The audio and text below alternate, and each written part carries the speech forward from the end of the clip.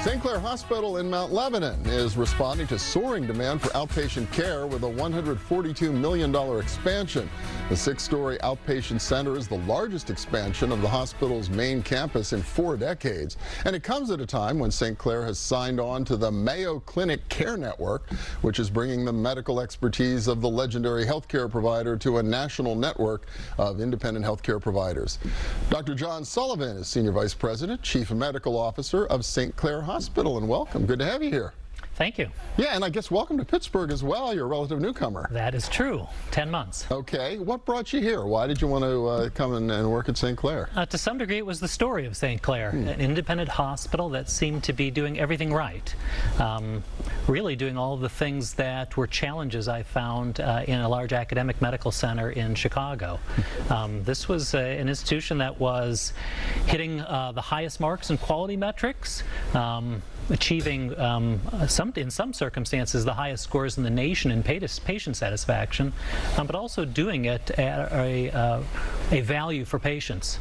And fascinating too, a hospital that's managing to navigate this world of sort of giant integrated healthcare and insurance systems, but still trying to be that independent care provider. Yeah, that was an impressive part of the story, but it attracted me to leave academic medicine and leave Chicago to come join St. Clair. And here you are. Well, it's an exciting time, and I guess more so based on this big investment they're going to make. What's driving that? Why the sudden emphasis and interest in this kind of outpatient facility? Well, I think healthcare in general in the United States, there's a shift from inpatient to outpatient care. It can be delivered in many respects at the same quality, at lower cost, and it's more convenient for patients.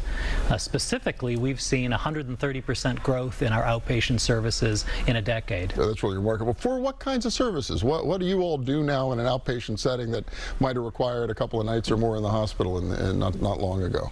Yeah, there's a variety of surgeries that, part of the trend in surgical care is less invasive procedures. You might have stayed a night for many outpatient general surgical procedures, for example, in a decade or two ago.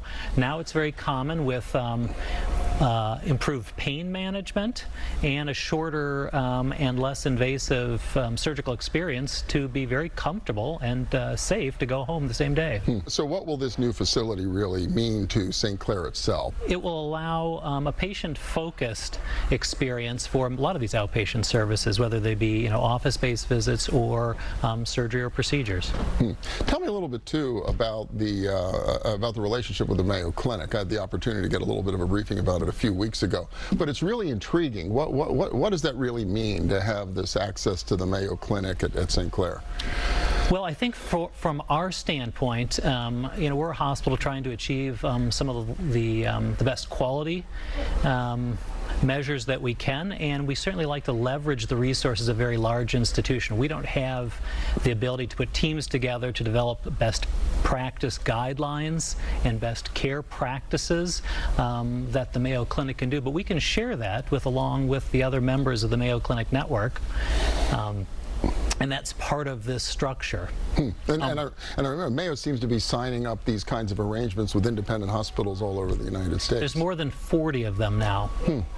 And so what do you think that'll mean to the patient, I guess, as a result of having access to that kind of thinking? Well, from the simplest standpoint, you can receive a free second opinion for a complex diagnosis from the Mayo Clinic, and that's very attractive. You don't have to travel. You can do it through your physicians in the St. Clair system and not, leave home.